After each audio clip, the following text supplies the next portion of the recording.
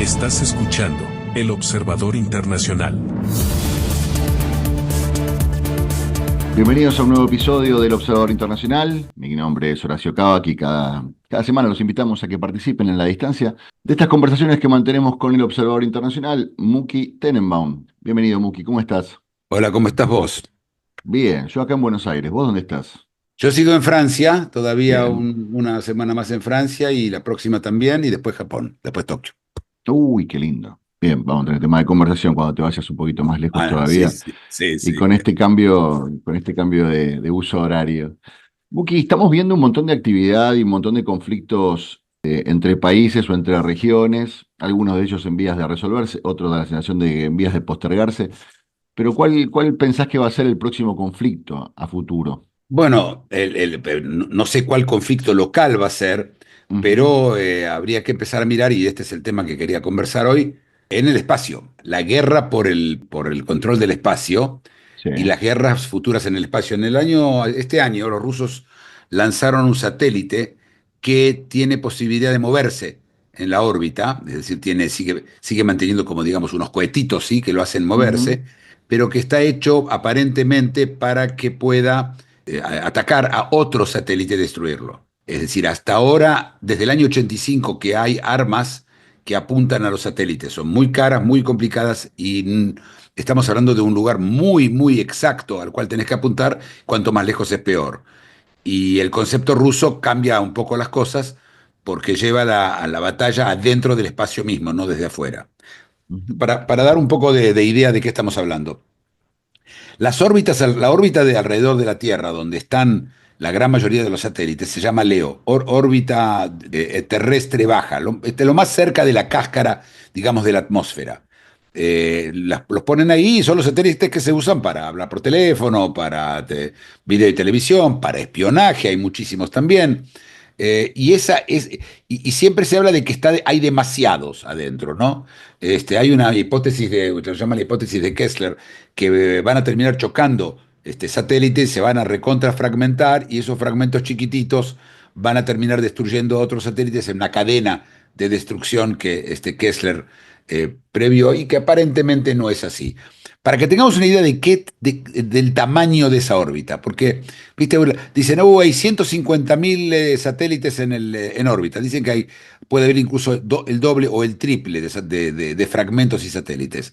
Pues sí, bueno, entonces hay realmente un riesgo que choquen. No si tomas en cuenta que estamos hablando de una superficie más o menos parecida al Océano Atlántico, Océano Pacífico y Océano Índico juntos. ujú. Vos imaginate, hay mucho más de 150.000 botes o No, barcos claro, en, claro, en estos claro, océanos, ¿sí? claro. Eh, pero siempre se habla de la posibilidad de chocar y de los choques, etcétera, y que está ya llena la órbita. Te quiero preguntar, porque siempre me interesa conversar con vos sobre estos temas, porque además de todo podemos hablar un poquito de historia. Antes de hablar de lo que está pasando ahora, contame cómo fue cambiando, de qué se trató al principio, la intención, la llegada, la carrera espacial, el objetivo del principio, quiénes eran los principales jugadores y prácticamente 60, 70 años después, qué está pasando con esos objetivos y con esos jugadores. Bueno, es muy interesante. El primero que lanzó un satélite es el Sputnik, los rusos. Lanzaron un satélite para gran sorpresa de los americanos.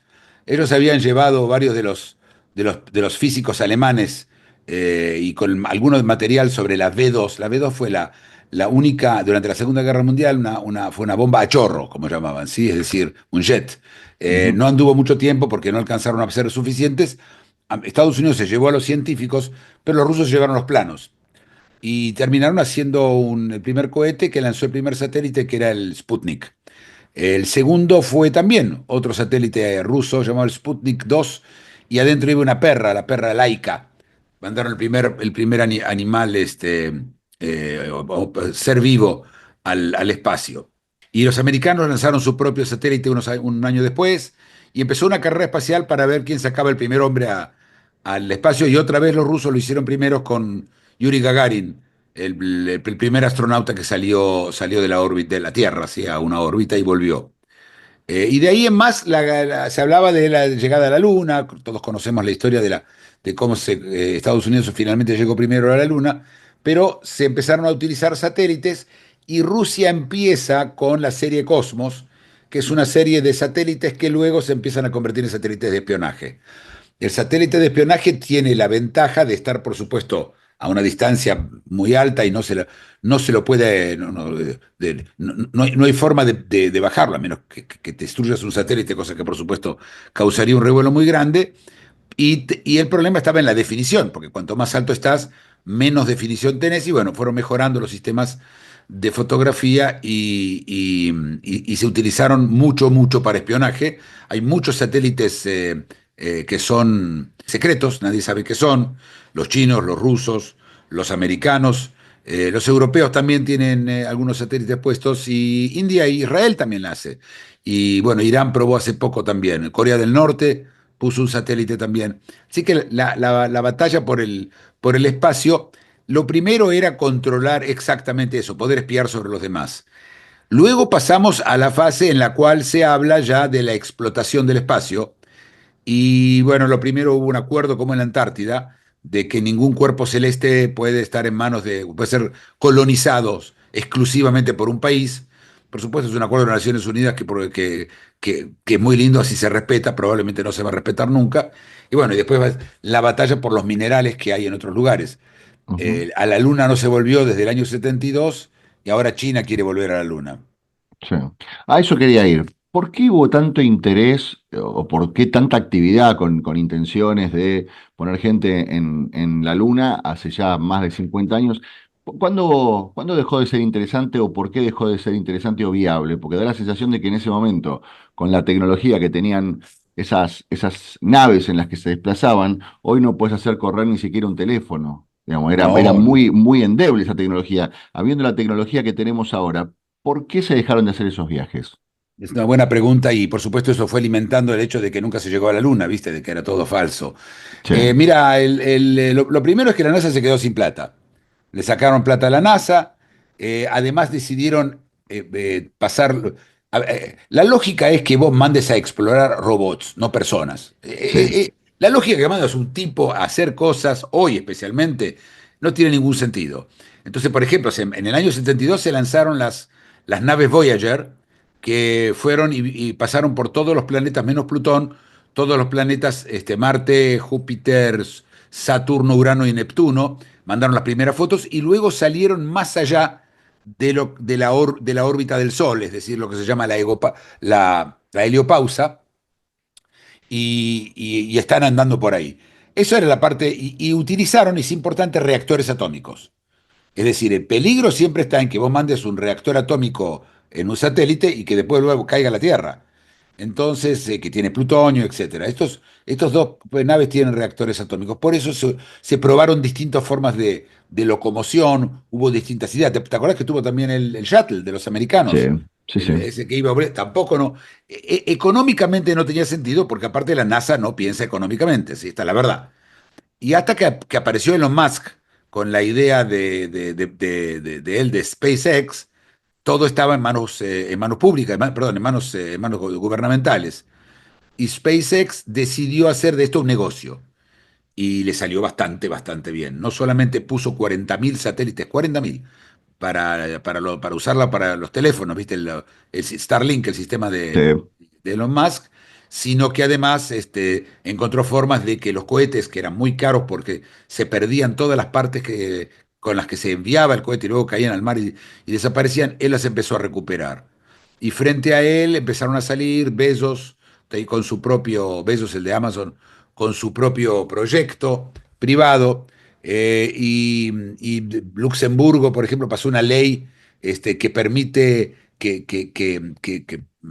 permite que compañías se armen para ir a los asteroides, que son los que están entre la órbita de Marte y la de Júpiter, porque se cree que ahí hay muchos minerales, etcétera, no sé, diamantes, qué otra cosa están buscando. Pero la exploración espacial empezó a tomar yo te digo, su vertiente, por un lado, económica y por la otra de la seguridad. Se siguió utilizando para temas de defensa, ¿no? Ujú. Vos recién varias veces mencionamos esta cuestión de las tierras raras o de los materiales o los minerales nuevos o difíciles de obtener, que estaría siendo parte del conflicto con Ucrania. ¿Qué se supone que hay en la Luna o en qué objetivo está la Luna? No, la luna es un objetivo de tener una base. A ver, primero que los únicos que quieren tener una base en la luna son los chinos. Mira, Y yo dudaría mucho de todo lo que ellos dicen, de que están sí, preparados, que lo van a ya me hacer. dijiste que los chinos son unos mentirosos, así que yo ya... China, no, no los chinos, sino China, ¿sí? Los El chinos, sí, gobierno de China. sí, sí. Sí, sí, tienen, se dedican a las fábulas. Ujú, Y están hablando de que para el año 30 van a hacer una base ahí, pero otra vez no tiene sentido. ¿Para qué mandas personas? ¿Para qué quieres personas que se enferman, que se enojan, que se deprimen? ¿Para qué quieres personas ahí? claro, Hoy podrías preparar robots con inteligencia artificial y mandarlos a la luna. El sí, problema de China es que no tiene inteligencia artificial como para eso. claro, claro. ¿Y qué se supone que hay en la Luna? ¿Y sería rentable la exploración mineral de la Luna? Mira, primer problema era que no hay agua y encontraron en los polos, especialmente el polo norte, agua. Sí. Así que la base debería ser ahí donde pueden conseguir agua. Los minerales no se saben. Mira, la teoría prevalente es que la Luna es un pedazo de la Tierra que fue arrancada en una colisión espacial hace miles de millones de años. Ujú, Eh, y, y probablemente tenga los mismos elementos que tiene la Tierra. No, en este momento son especulaciones. Se cree que hay hidrógeno que serviría como combustible para las naves salir de la Luna. Es cierto que como la Luna tiene una gravedad mucho menor que de la Tierra, lanzar un cohete de la Luna es mucho menos oneroso desde el punto de vista de combustible que lanzarlo de la Tierra. Eso tendría sentido como base para exploración en otros lugares, pero para eso tenés que afianzarte en la Luna. Y en ujú, cuanto a los minerales, hay muchas especulaciones, no se sabe mucho, y yo te diría que antes de eso está el fondo del mar. El claro, fondo del mar, nuestro fondo de acá del mar, no está explorado y se supone que hay muchas cosas ahí, así que la Luna me parece mucho más difícil como lugar para empezar para buscar algo que no sabemos si hay. claro, claro. ¿Y qué pasa con Marte? Porque da la sensación de que las últimas misiones importantes tienen que ver con Marte, estos robots que se han enviado, esta transmisión en tiempo real que muchas veces se comparten, digamos. ¿Cuál es el interés en Marte? El interés en ahora es saber si había vida o si hubo vida, porque la pregunta es si hay vida fuera de la Tierra, ¿sí?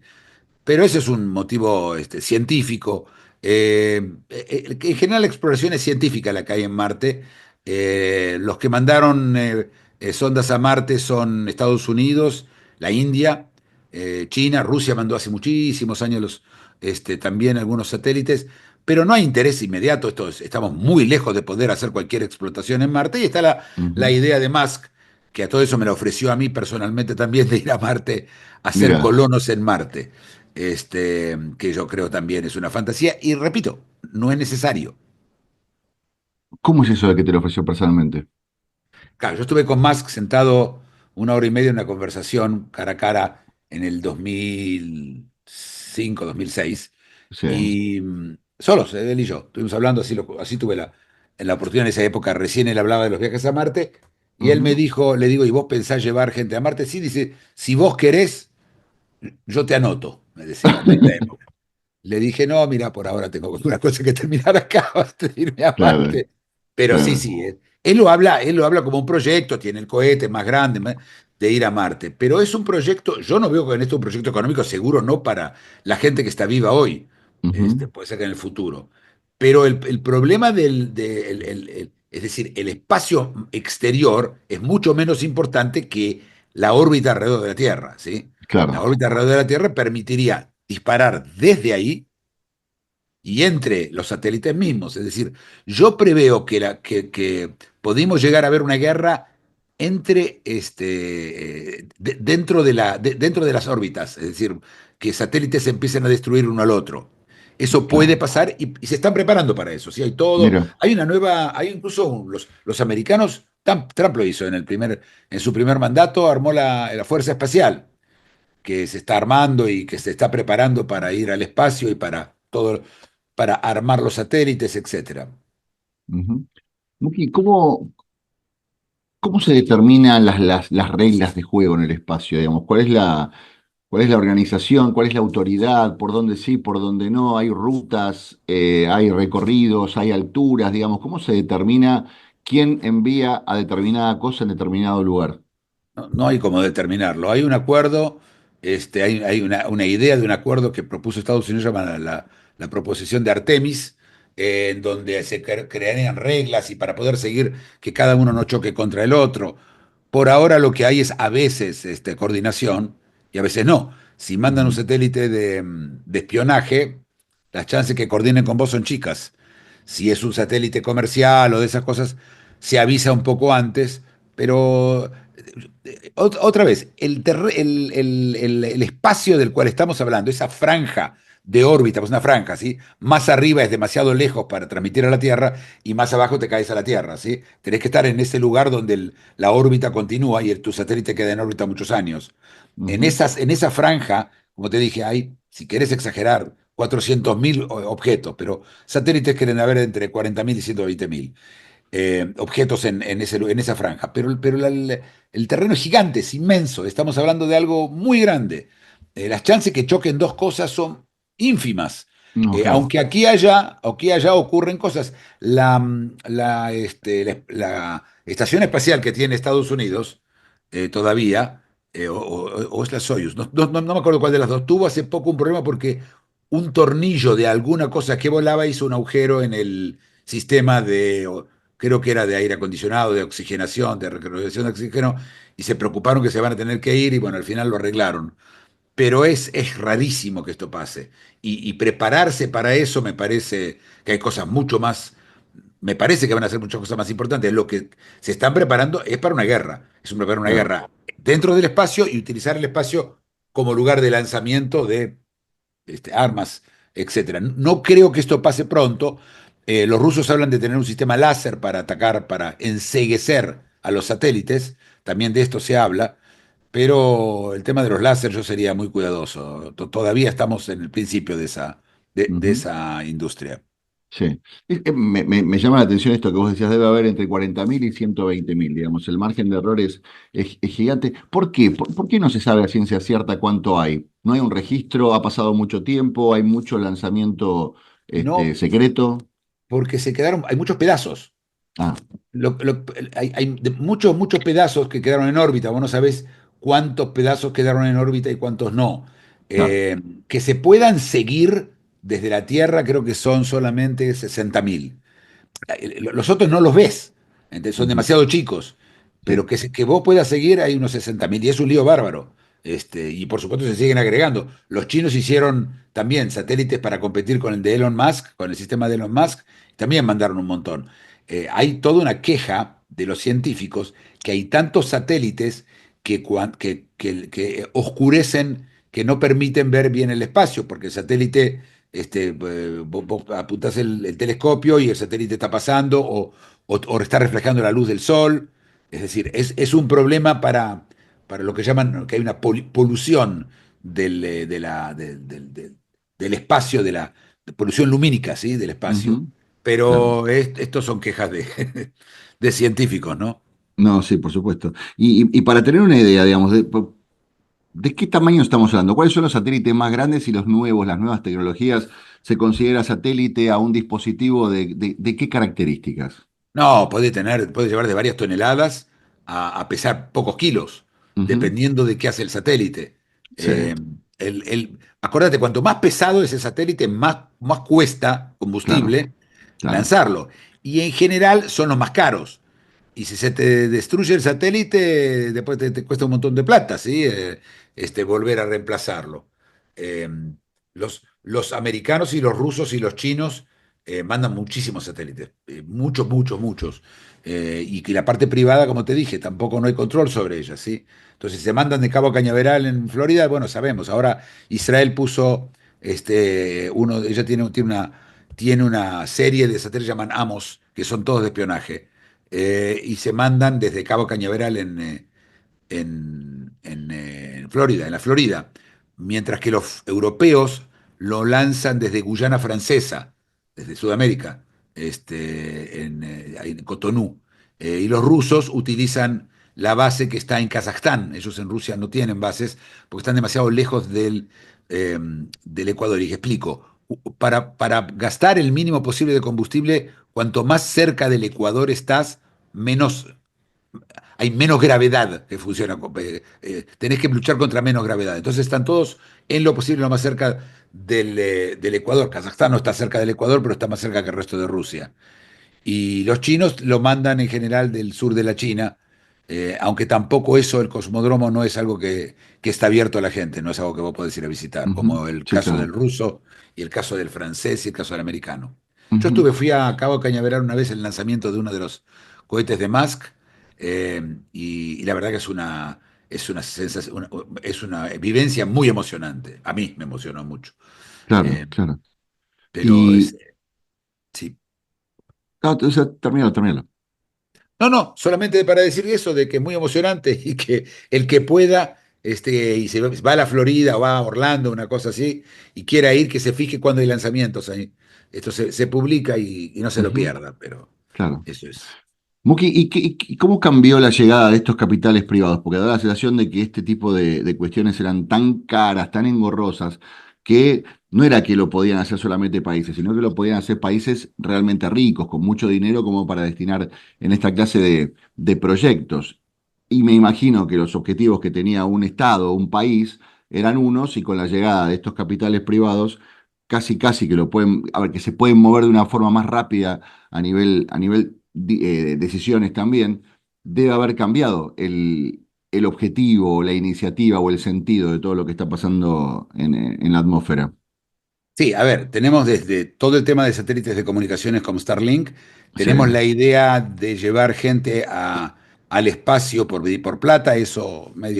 medio se diluyó. Hay que llegas a una órbita más baja y flotás un rato, hay toda clase de paseitos que te llevan, pero Ujú. el turismo espacial todavía está muy lejos. Hay alguien que está hablando de hacer un hotel, Sí. anteayer leí un artículo sobre el tema. Estamos muy lejos de eso, pero lo más importante que hace es comunicaciones, ¿sí? Los satélites de comunicaciones, y los satélites de espionaje. Los dos dan mucho dinero. Starlink se está ocupando de muchos de los lanzamientos. Eh, ¿Te acordás cuando apareció Elon Musk fumando marihuana en un podcast? Sí. Y salieron todos a decirle no puede porque él tiene permiso especial, como te imaginas todo lo que tiene que ver con el envío de satélites es súper secreto, Ujú. que él no, que usa drogas y como por lo tanto no le tiene que sacar el permiso de acceso, no sé. Es decir, están muy metidos en cosas que tienen que ver con la seguridad americana. Y Estados Unidos, por ejemplo, no se puede dar el lujo de cerrar Starlink o de cortar relaciones con Starlink porque no tiene que le mande los cohetes. Claro, Tan bueno es lo que hace Musk. Y la compañía es privada, es decir, no hay acciones en la bolsa. Yo supongo que si Starlink sale en la bolsa, este, puede llegar tranquilamente a superar las de inteligencia artificial si la gente se emociona tanto. Pero hay que ver cuán lejos estamos de ganar dinero con esto, ¿sí? El Starlink gana dinero, pero no sabemos cuánto, porque es una compañía privada. No tenemos idea. claro. Claro, Eh, claro. Y a eso quería ir, porque por un lado vos siempre haces esa referencia del que tiene el dueño de la inteligencia artificial de los chips, tiene una distancia abismal con respecto a los otros. ¿Qué pasa con esto? ¿Qué pasa con el que cuenta la tecnología de no solamente conectar, porque conectividad están brindando muchas empresas? Lo que está logrando Starlink con estos satélites no es solamente dar internet en cualquier lugar, sino que directamente en cualquier lugar donde no hay una antena o donde no hay señal de un celular, uno con un celular pasa a estar comunicado, y no solamente el hecho de estar comunicado, sino el hecho de no estar supervisado por un Estado. Digamos, no va a hacer falta, ya no va a haber, o va a ser más difícil esta cuestión del aislamiento cultural en determinados países, el acceso a Internet o la regulación de Internet cuando vos desde un dispositivo te conectás directamente a un satélite como el de Starlink. Sí, sí, varias cosas. Primero, yo no estaría 100% tranquilo si estás haciendo algo ilegal de hablarlo por un coso de Starlink solo porque crees que Estados no están encima. Yo Sí. me imagino que todos tienen acceso y si no tienen pueden conseguirlo. Lo de la inteligencia artificial es muy importante. ¿Por qué? Porque China no tiene inteligencia artificial más allá de los LLMs, de los ChatGPT del estilo ese que tienen y que tampoco no funcionan demasiado bien. Sí. No tienen acceso a más que eso. ¿Por qué? Porque no tienen los chips. Entonces, para hacer una guerra espacial, la inteligencia artificial es fundamental, cambia Ujú. toda la guerra. Sí. Y los chinos no están preparados para esto y los rusos menos todavía. Es decir, cuanto más se utilice la inteligencia artificial en relación a satélites de guerra, satélites de espionaje, la diferencia de poderío entre Estados Unidos y los chinos y los rusos se va a agrandar, se va a gigantar. Eh, Te cuento una idea que tuvieron, que tuvo Schmidt, el ex CEO de Google, que dijo, y junto con Bezos de Amazon, que quieren hacer un data center en el espacio. ¿Por qué? Porque el data center, el frío no es un problema, como sabrás, el Sí, espacio, la temperatura es muy baja, y tampoco falta energía porque tienen el sol todo el tiempo. sí, claro. El único problema con eso es la latencia. Es decir, para que llegue de un mensaje desde un satélite, desde un data center así, satelital, sí, a la Tierra, pasan demasiado tiempo. Es decir, la ida y la vuelta no fluye como hoy fluye el Internet. Entonces, entonces hablan, bueno, entonces si lo van a poner va a ser data center no para acceder inmediatamente, sino para tener de backup. Pero ya se empieza a diluir, porque es no entender muy bien cómo funciona el espacio. El Ujú, problema es la distancia. Lo que es una ventaja es también la misma desventaja, ¿sí? claro. Y con la inteligencia artificial, esto puede llegar a ser una diferencia brutal. Como te digo, China y Rusia se van a quedar atrás, y la India también, se van a quedar atrás sin inteligencia artificial en todo lo que tiene que ver con material espacial. Y hay que ver ahí si los rusos y los chinos en algún momento no decidan tomar alguna medida un poco drástica contra algunos satélites espías, tratarlos de dejar de hacer funcionar, hacerles jamming, que esto la inteligencia artificial es muy buena, interferir las comunicaciones entre el satélite y la Tierra. De esto puede ser que veamos algunos intentos, pero más allá de eso, están condenados. ¿Sí? Estados Unidos, si tiene ya supremacía en otras áreas, en esta es la diferencia brutal. Ujú. Empezamos conversando donde suponíamos que podía llegar a ser la próxima batalla, la próxima guerra, y vos me dijiste puede ser en el espacio, y casi superficialmente me contaste esta cuestión de que puede llegar a haber guerras directamente entre satélites, así como en algún momento se pasó del combate mano a mano al combate entre vehículos, al combate con helicópteros y aviones, y ahora con drones. Ahora directamente el campo de batalla probablemente deje de ser un territorio y pase a ser un dron contra un dron en el espacio o un satélite contra un satélite. Bueno, hacia ahí vamos en general. El Ujú. 80% de las víctimas en la guerra de Ucrania-Rusia son drones, y drones están empezando a luchar contra drones. Sí, Eventualmente las guerras, como te digo, se van a hacer entre máquinas claro. y no con personas. Pero eso va a depender, por supuesto, de tu éxito si tenés la inteligencia artificial necesaria para mantenerlo, porque esto solo se puede manejar con inteligencia artificial. Acuérdate que Ujú, la distancia que vos tenés entre vos y el satélite, ese mismo segundo y medio que lleva, perdón, no es un segundo y medio, medio segundo que lleva la onda ir y venir al satélite, se terminó, lo perdiste el satélite, ¿sí? claro. Si mientras tanto la inteligencia artificial está en el satélite, para defenderse o para atacar, la historia es muy distinta. Y en ese sentido, los rusos y los chinos tienen cosas poco sofisticadas, Ujú, probablemente porque no tienen acceso a esa inteligencia artificial tan necesaria. claro, claro, claro. ¿Hay mucha diferencia entre los satélites que envían a la atmósfera? Digamos, ¿hay mucha diferencia entre lo tecnológico? No sabemos lo suficiente, sabemos No que a nivel sabemos. de... Sí. No sabemos. No sabemos, no vimos, todavía no vimos el de chino que teóricamente compite con Musk, con Ujú, Starlink. No sabemos. Lo que sabemos es que no tienen chips, y los rusos seguro que no tienen chips, y los chinos tienen chips limitados. sí. Sabemos que yo te diría que están cerca del límite de lo que ellos pueden hacer.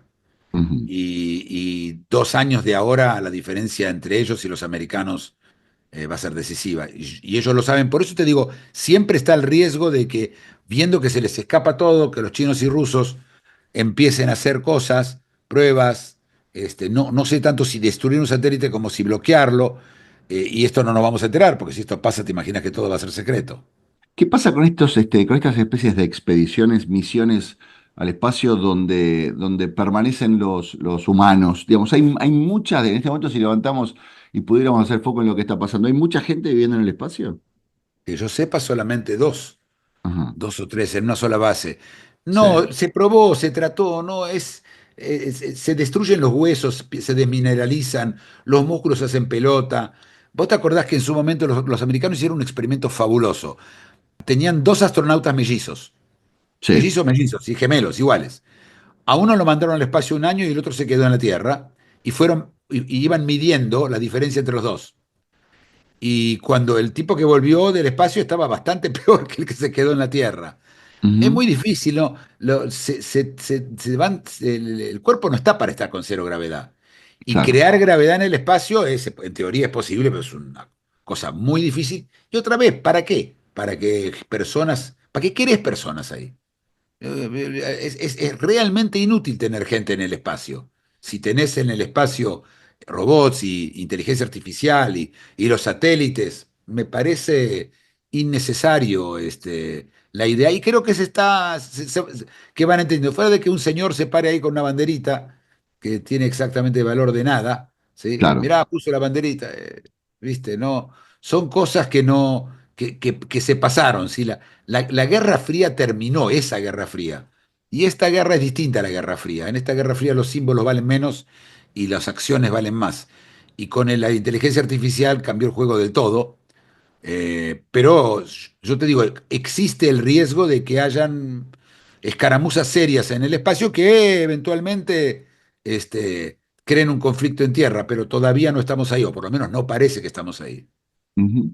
¿Y qué pasa, también haciendo un poco de referencia a la inteligencia artificial? Aquí, digamos, ya está, ya terminó, ya los jugadores en el espacio son estos que están jugando y no hay posibilidades de que próximamente nuevos países se sumen, ya sea por conocimiento, tecnología o economía, o es un lugar donde hay lugar para que entren pequeños jugadores.